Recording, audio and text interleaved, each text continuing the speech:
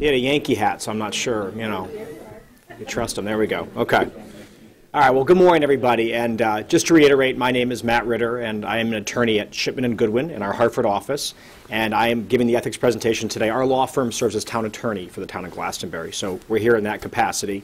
There will be time for questions at the end. It might be easier if I say something and you have a question to raise your hand. That's fine. It's probably easier. It probably flows better. Again, just a reminder, we are being taped, so keep your questions, obviously, to the extent that you would want something to ask me afterwards. That's fine as well. I'll stick around. We have a little time between the next presentation. So, quickly about the Glastonbury Code of Ethics. It was adopted in 2003 by the Glastonbury Town Council. So you guys have an ordinance, a Code of Ethics ordinance, and it requires for the periodic training of all town employees and also officials as well of the town. And one thing that should note is you guys have a very sophisticated, very detailed code of ordinances for Glastonbury employees and officials. Not every town in the state of Connecticut has one. Every year at the legislature there is a bill to require all towns to have a code of ethics. To date it's never passed. It's back again this year as well. But you guys have, I would say, particularly in the greater Hartford area, one of the more detailed provisions, which I think is why periodic training is probably a good idea.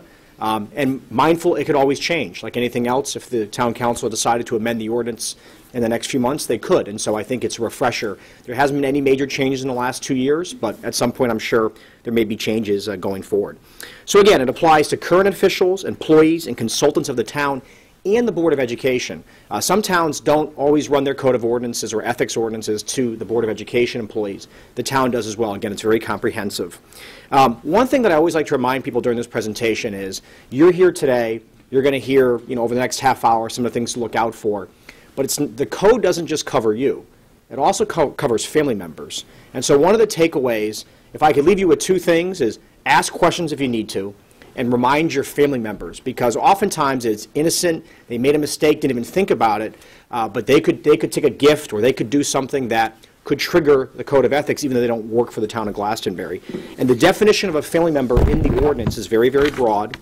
It's your spouse, your domestic partner, your fiancé, your parents, your grandparents, your great-grandparents, even them, lineal descendants and siblings and stepchildren. So it's very broad. Now, again, the actions we're going to talk about are very unlikely to ever affect them, but it's always good to have a conversation. If you hear some fact patterns, you say, I may want to talk to my husband or my wife about that. Hopefully that's a good takeaway from today. And again, it also applies, just to really clarify, both appointed officials, elected officials, and employees of the town, and full and part-time employees as well. And the last thing I would say is that, at the end of the day, the ordinance, and we'll get to this later, has a very detailed process for how complaints work, how you can solicit advisory opinions. So again, as we go through the next prohibitive activities list, which is about 6 items that we'll talk about in detail, if I mention something where you don't have time to ask a question or a fact pattern's kind of sitting in the top of your brain after we leave here, you can go talk to a supervisor. They can talk to the Ethics Commission. The Ethics Code is not meant to be punitive. It's not meant to get people in trouble. It's meant to guide people in their decisions, to make sure that town government is independent, impartial, perceived to be fair in all of its dealings. And so there might be questions you have, and that's okay. It's not bad to have a question, and I think the process is set up to deal with those questions going forward. 2 key terms we should talk about before we get into what I call the 6 prohibited activities that the code prescribes are a significant financial interest and a beneficial interest. Does anyone know the dollar threshold for a significant financial interest who might have been here a couple of years ago? $100, that's right. It's $100 in a calendar year. It's $50 in one instance. So what do I mean by that? You'll see definitions throughout the code that say you cannot use your position as an employee to obtain a significant financial interest. So if right now, we are a town attorney for the town of Glastonbury. If I bought somebody a cup of coffee, okay, for $1.99 at Dunkin' Donuts, it's not going to trigger that threshold. However, if I bought them a cup of coffee every day, you might get over $100 in a calendar year. You might be under the $50 limit for one gift, but you might be over $100 if you did it every single day. There's also perception. That's another thing that the code, you really have to deal with yourself, is that we can prescribe the conduct that's allowed and is not allowed, and that can be black or white in most instances, but you also have the perception. And that's something, particularly for elected officials, is always tricky. Is it okay to take a $1.99 cup of coffee? I would think it's okay if it happened once, someone just bought you a cup of coffee that was nice to them. Some people just have a blanket rule, I won't take any cups of coffee. I know these seems like little minor details, but these are the kind of things that sometimes do become, the subjects of complaints, newspaper articles, particularly if they happen on a recurring basis. The other one is a beneficial interest, and this is something that is defined as a non-financial interest, right? So there's no pecuniary gain in that particular example, but you're getting special treatment that is not common to citizens of the town. So because of your status as something, right, because you're a council person, because you are a department director, you're getting some kind of treatment, could be a local business, free dinner every night, okay, something like that that's not the same for other citizens of the town. And the code in certain instances does limit that, and it could be a violation in certain instances. So those are kind of the key definitions. But the one thing I also want you to keep in mind as we go through this stuff is, remember too that a lot of this, as we get later on, we'll talk about what's in your purview, okay? Don't be afraid to think now that you have to worry about who every person is who has a contract with the town of Glastonbury. You're not expected to know that, or the Board of Education. You really are expected to know kind of what your role is and what your responsibilities are. If you're on the town council, it's trickier because you really have purview and responsibility for almost everything that goes on in the town. Whereas a lot of the code is going to kind of keep it to where what department you work in, what contracts you have oversight in. It's not going to be a violation if you work in the HR department, if you have a longtime friend who has a contract with the Board of Ed to give textbooks, right? You have no control over that contract. It's not in your purview. It's not your responsibilities. So I also want you to be mindful that it's much narrower. It's not some sort of broad prohibition. And I think that makes people a little more relaxed as we go forward. Hopefully, anyway. So the first three are kind of self-explanatory, so I often kind of run through those more quickly. These are the 6 things that the code lists that are prohibited for people who are covered by the Code of Ethics. The first one is you cannot use or disclose confidential information to advance a significant financial interest, again, more than $100 in a calendar year, or a beneficial interest. So what do I mean by that? The most common thing is, and I've used this in previous years because it's the most real-world life example I can think of. You are on a body, a board, a commission, or you're a town employee, and you know of a major development coming to the town of Glastonbury. It's not yet public. No one's really talked about it. And you own a parcel of land that's adjacent to this huge development. It might be a brownfield, an undeveloped site. And you go, oh boy, this is a big opportunity for the town of Glastonbury. And I just happen to own these parcels. And then you go out and you buy 2 more parcels. Now you have a lot of the parcels adjacent to this development. And then you sell them for a very large profit down the road when it does become public, and it does happen.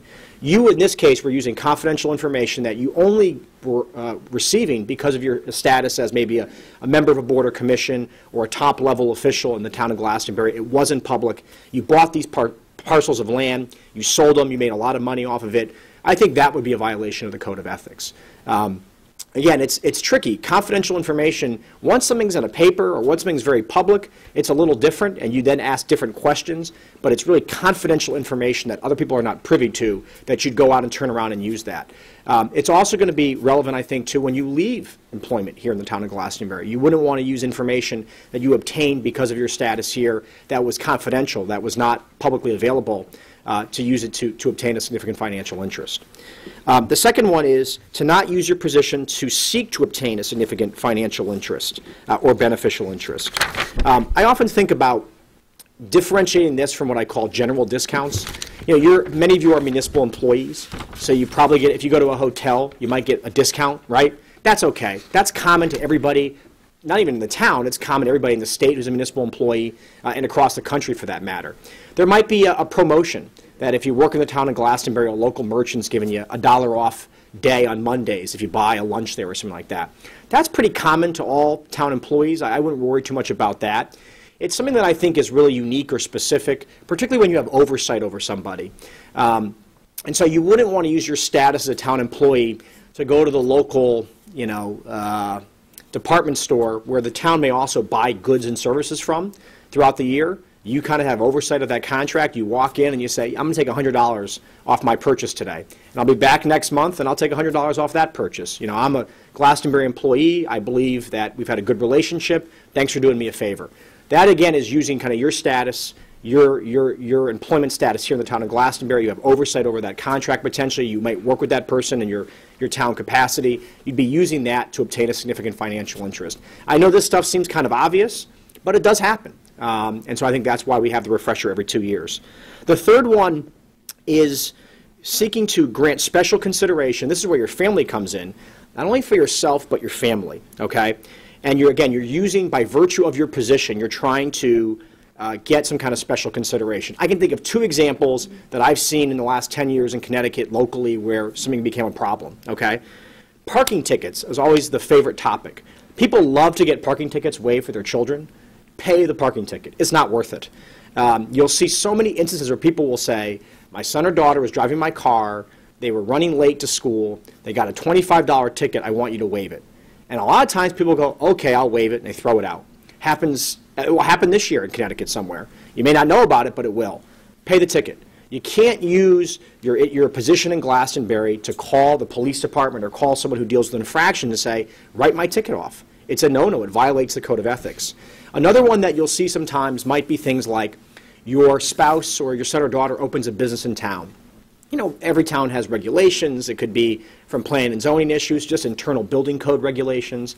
You get a waiver. You call your friend. You say, hey, Jim, hey, Jane, can you look the other way? My son's starting a business. This could be cost prohibitive. They waive it. No one else gets that treatment. No one got that kind of special consideration. That's going to be a violation of the code of ethics. So if you ever find yourself calling somebody in your role as a town employee or a town official, and you're asking for something special for you or a family member, that's going to be a problem, I think. Special is all, again, kind of, there's defined terms, there's monetary values associated with it. You have to ask yourself what's special and what's not special. There might be some very legitimate requests you may have. You really may have felt you had a parking ticket you didn't deserve and you want to challenge it. But there's a process to challenge that parking ticket. You can still do that. You don't throw away your rights to do that. But making that phone call, I think, is where you're going to get yourself in a little bit of trouble. So those are the first 3 that I think are more self-explanatory. Let's talk a little bit about the gift provision, okay? Because this one is, I think, where most of us, when we think of ethics laws, we think of gifts. I mean, I think that's kind of the most common definition you would think of. And we talked about it's $50 in value in any one transaction or $100 in any 1 year from the same person. And really what it runs to your family as well. And I think this is another thing to really take away from here is you all know if someone who you work with, let's say, again, it's in the purview of your responsibility. It's a business transaction or a pending matter that's within your purview. So you are hiring the architects for the new school in the town of Glastonbury, okay? You actually sit on that review commission. You'll be one of the people who makes the decision. Clearly within that business transaction clearly falls under your umbrella, okay? You know, if someone walks up to you and says, here's $200 to the Red Sox game, I think you know, just from the ethics training alone, I can't take those tickets, you know? I'd love to go, but I can't. So unfortunate for me, but you know what? I appreciate it. It's a nice gesture, but we're looking at your contract. We may be hiring you. I know that's going to be a violation. Where people sometimes forget is, what if they offer them to your son? You know, what if they offer them to your wife, who they might be friendly outside of Glastonbury? They may have grown up together. They may have gone to high school together. Now it actually runs to your family too, because the code is worried about any perception that that contract was given for any other reason they were the most qualified bidder, okay? So you got to be careful that you're not getting any kind of gifts from anybody who's working somehow in a contract that you're going to fall under. As I talked about earlier, this always scares people because they start asking, I get questions every year about, but I've known Jim or Jane for 35 years. They've been my best friend for a long time. They come to Christmas every year. They buy presents for my kids for their birthday. Can this still happen? Well, the answer is no if you go back to the first example. If your best friend for 45 years is the architect applying to have that bid at the new school in Glastonbury, and you're on that committee, you can't take anything. You can't take any gifts. That's how the code works. But also, those examples are pretty rare. I think most concerns are, same example, right? Your friend is up for an architectural, to get an architectural contract for a school. You work for the Board of Ed. You're an elementary school teacher. There's no prohibition from that person still buying you Christmas presents for your gifts or giving you tickets to Red Sox games. Why? Because you have nothing to do with that contract. In no way is your job as an elementary school teacher going to have an impact on who, the Board of Ed or the town higher-ups select as an architect for a project. So just remember that. It's got to be in your lane. It's got to be in your purview where there's going to be a problem. But it is true, and some people are amazed by that you could have known the person forever, you could be longtime friends. Once there's a pending contract, once there's that kind of transaction where you may have say over it, you have to say, look, I can't take anything from you. You can buy me a glass of wine or a cup of coffee because it's under $50, but you can't do it more than 25 times in a year, because that'll get over $100. I think with gifts, too, is think about holidays. I'm sure, I don't know, some of you might get baskets sent to you at the holidays. I know at Shipman we don't do that anymore. We used to send baskets to thank people and wish them a happy holiday. So people ask me, well, what about the basket? If the basket costs $150, right, and you send it to one person, it's a nice gesture, but it violates the code of ethics. If the basket is left in the community area and everybody can grab a little bit of something, it's probably okay. I know that gets pretty nuanced, but that, again, the total dollar value would be divided by the 40 people who took a piece of fruit or took a piece of candy or took a cookie. And I know this stuff sounds silly, but people will file ethics complaints over things that you and I may not find that objectionable. And it's often things like baskets or things like that that do go over the $100 monetary value for the year if it's done multiple times, or they're certainly over $50 in one transaction, that sometimes people get upset and they do file complaints about it. So just be careful about little stuff like that. The fifth one is, I always think is the hardest one, and that's the conflict of interest provision. Okay, and I will read it to you because I think it helps to shed light on how complicated it is when you kind of read it as a definition, and then we can kind of talk about it a little bit. The Code of Ethics in the Town of Glastonbury provides that an official, employee, or consultant has a conflict of interest when he or she participates in any contract, employment, or rendering of service that is incompatible with his or her official responsibilities in the public interest, or would tend to impair his or her independent judgment or action in the performance of those responsibilities. Okay? So let's kind of take a step back. When you see a term like impair, right, your judgment, that's a little more subjective than the stuff we've talked about. At least a gift rule is pretty objective. If it costs $48, it's not a problem. If it costs $51, it's a problem. If it was $99 in the calendar year, it's fine. If it was $101, it's not. When you start talking about impairing one's judgment, you can see where people disagree. And this is the hardest, the murkiest area. This is really a gut check for you. One thing that I would recommend is if you ever are worried, just ask somebody. Because if you get a letter from the Ethics Commission saying, we've reviewed your request, we do not believe you have a conflict of interest, you have nothing to worry about. If you don't ask the question, you might stay up going, geez, I should have asked that question, I'm not sure anymore. But it's definitely a tough area. Let me give a few examples, though, that are not, and then some things that might be, okay? So I'm assuming that one of the members of the council owns a home in Glastonbury, and they vote on the budget, and the budget reduces or raises taxes. So is that a conflict of interest for them to vote on their own taxes? And why is it not a conflict of interest? Yeah, and it runs to everybody equally, okay? So they're voting for a budget that's going to affect everybody equally in town, right? So there's no conflict of interest for that. Let's take another example. You are looking to hire summer youth for Parks and Recs jobs in the town of Glastonbury. Should you interview your own kid? Probably not. I mean, some people might say, I can be impartial with my own son. I would tell him no. I'd say, you're not good enough, you didn't get good enough grades, you're not getting the job. I laugh at that, but it's probably going to have the view from some that you could not have been impartial. What do you do then if you are the person whose one job it is to hire kids for the summer program? Just go to your supervisor. Say, here's the problem. Someone else can do the interview. Someone else can conduct it. So those are the little things that you got to be careful about. But again, someone does not have a conflict, I think, if it runs to everybody equally. If you're affecting a larger class of people, particularly elected officials, members of boards or commission. Boards or commissions may vote on P&Z regs, right, that affect the whole town. And people might say, well, they live in this neighborhood, it would have that impact. Yeah, but it affects the whole town. I think it's trickier when you're voting on P&Z applications of your neighbor and you object to what your neighbor's trying to do. So I think you really have to drill down a little bit. When it's broad in scope, I don't think it's as concerning, but when it gets a little more particular, you just got to be careful about that. But a conflict of interest is the easiest thing to throw around. I read it every day. I'm sure you all read it every day in the paper. Some columnist writes, he or she has a conflict of interest. Well, it's not that easy. Conflicts of interest are oftentimes what someone perceives. And the problem is, if you're a town employee or a town official, is you're guided by a code. It's prescribed by law. You get trained on it, and you ask questions. And then you sort of have this subjective thing that someone can throw at you and say, that was a conflict. There is no easy answer other than you have to kind of ask yourself. There's kind of a gut check involved with it. You have to be comfortable with your own decisions. You can ask questions about it. But I cannot give you a bright line rule without going through an example very specifically in individual facts as to what may constitute a conflict of interest.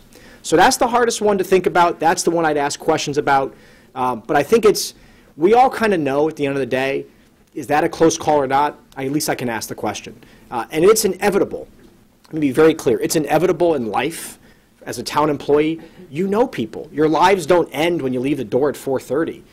Is it a conflict of interest because you go to church with somebody? Is it a conflict of interest because your kids played soccer together? I really don't think so. But these are the things that some people throw bombs at you and can throw at you, particularly for people who run for office. It can be a lot harder. You just have to kind of wade through that. You got to use your judgment and never be afraid to ask questions. Okay? The sixth and final one is when you're ready to retire, you're ready to go off and enjoy yourself. There is a restriction we call a revolving door provision. It runs for about 1 year. And so it's called incompatible employment or representation activities. So you cannot engage or accept private employment or render services, when you're currently in office, but also when you retire. Okay? So you could not be the person who's in charge of hiring snowplowers for the town of Glastonbury. Beyond the town employees. Let's say you hire private contractors. You can't be the person who hires those people and then then run a snowplowing business on the side and get yourself hired. That'd be incompatible with your activities, obviously. But what happens when you leave the town of Glastonbury, right? Let's say you were the lead zoning person for the town of Glastonbury. You basically were with the P&Z Commission. You drafted all the regs. You were working on pending projects, and you retired. You can't be hired by the company with a pending project and turn around the next day and say, I'm now in the private workforce and I'm here with my new client. There's a cooling off period of a year, okay? Some people do 2 years, some do 1, I've seen 6 months, but they don't want you to turn around the next day and be right where you were. Again, this goes back to what your official responsibilities were. It doesn't mean that if you were working in the Board of Ed that you couldn't then transition to something that might have representation before the town. You had no nexus there. There was no connection. It's when there's a connection that the code is going to cover that, okay? And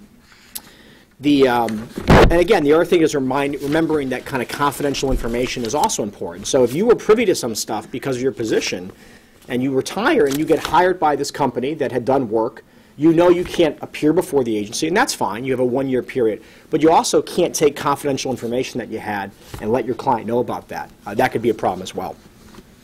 So those are kind of the major 6 topics that we talked about. And the next thing I'll kind of walk through before we conclude is what happens if something goes wrong, right? We didn't ask a question. We made a mistake. They happen. What happens if someone's just angry at me and files a frivolous complaint? Your code is very well drafted, and a lot of codes don't do this, okay?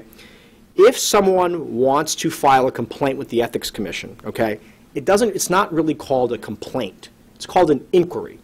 And although that might seem small in detail, I think it's a big difference because a complaint, it just smells like you did something wrong, and you may have done nothing wrong. People actually file complaints against people, and they have advisory opinions saying they're fine, and they still file a complaint against somebody. So the code and the way it's drafted is it's an inquiry, and it allows the Ethics Commission to take its time, review the facts, and if there's probable cause, it turns into a complaint.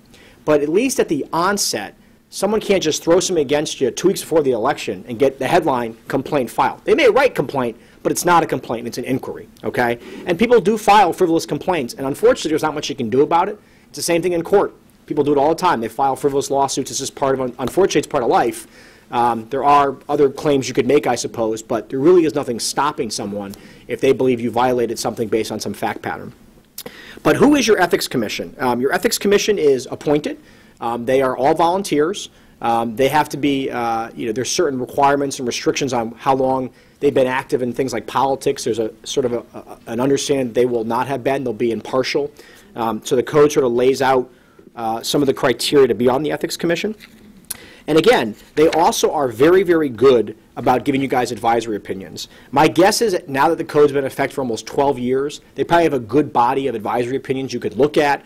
Or if you think that you have a circumstance or a factual, a fact pattern that is kind of eating at you right now, my guess is they've already answered the question for somebody else. In 2004, the person who asked the question might have been the first person to ask it, and they had to work through a lot of stuff. They probably have a pretty good feel of how they view some of these conflicts or some of these issues we talked about.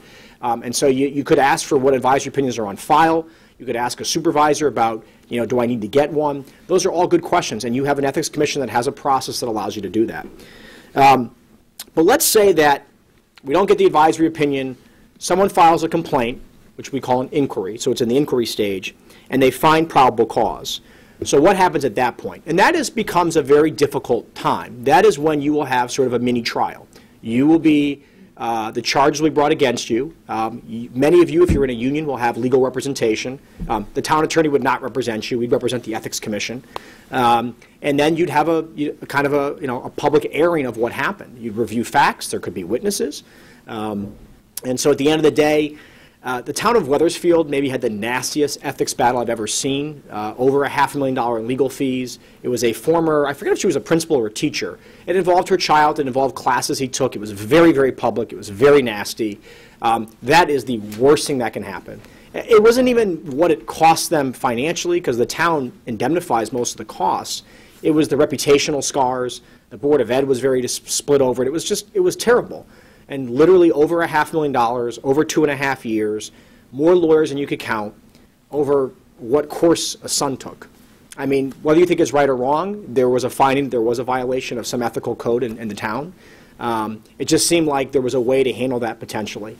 The other thing that the Ethics Commission can do is they can settle things, okay? You may make a mistake. You may make an innocent mistake where you did not know. You didn't know someone was bidding on a contract that you had responsibility over. You just didn't know. And you went to a Yankee game, and you found out 2 weeks later, I didn't even know. There are ways to deal with that. You could probably reimburse the person for the cost of the tickets. The Ethics Commission could decide that, but there are ways to handle that. So don't view the Ethics Commission as, I think, this tribunal that is sort of unapproachable and you never want to have a conversation with them. They can be your best friends because they can tell you exactly what they view the ordinance as, how they've interpreted it, and give you the green light on something. There's no greater comfort than being told by the tribunal you're okay. So don't be afraid to use it as a resource. I think a lot of people are afraid to even ask questions. Asking a question and getting an answer saying you can't do it, okay, you can't do it. But at least you asked before as opposed to after the fact. And then other than that, it is, as I said, probably the most difficult thing is the high-profile nature of these complaints when they move along the line, particularly when they involve elected officials. It gets a little trickier, and you get newspaper coverage. People are going to be here, and you just have to kind of ask yourself, what's the best way to go about it? And I always think it's ask the questions first. Talk to your family members when you leave here today if you think there's any doubt of anything I talked about today. And I think if you do those two things, my guess is you'll never have to worry about this. It's never something you'll come into contact with. But if you don't ask the question, you might make an innocent mistake. Most people don't do it with some sort of terrible motive in mind. They just do it because they didn't know or they made a mistake. So other than that, that is your Code of Ethics presentation. I'd be glad to take any questions. I know people are dying to get back to work, so So if there are no questions, I will stick around. The next group is coming in not till, I think, not for a while, actually. So I'll be here for about 20 minutes. If you have any questions, please let me know. Thanks.